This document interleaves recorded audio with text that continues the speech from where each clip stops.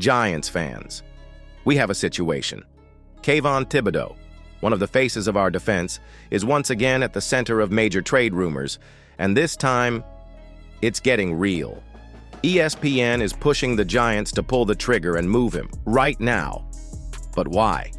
What's happening behind the scenes? Is Tibido being pushed out by Brian Burns and Abdul? Could the Giants be preparing for a shocking move before the season starts?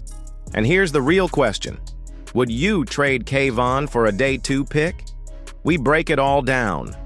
And trust me, what you're about to hear will change how you see this team's future. Stay tuned.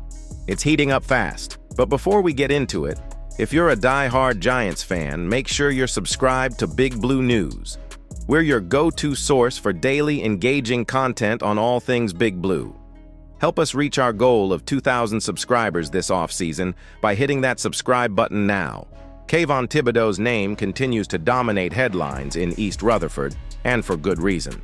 Despite the Giants officially picking up his 5th-year option, a clear indication of commitment on paper, the trade buzz surrounding the former number 5 overall pick refuses to die down. The latest twist comes from ESPN's Aaron Schatz, who didn't just float a hypothetical, he outright advised the Giants to make trading Tibido their final offseason move.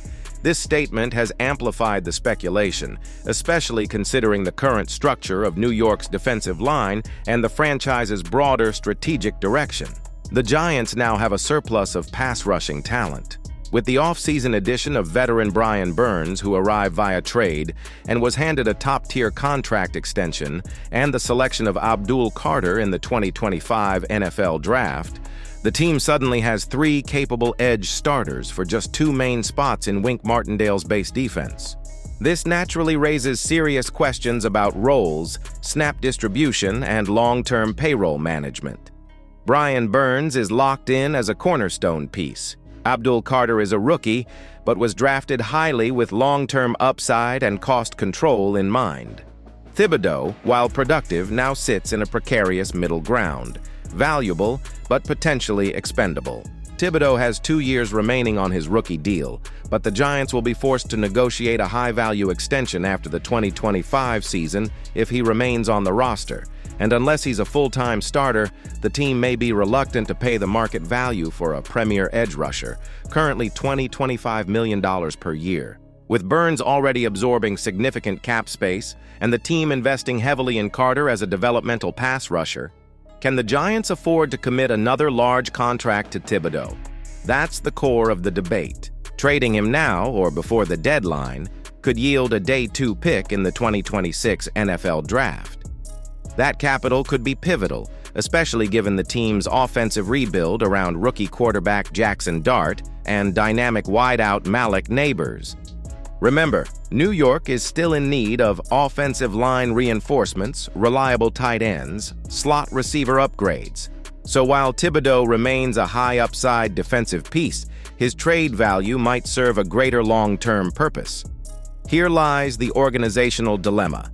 Despite finishing 3-14 last season, this front office is not treating 2025 as a rebuild.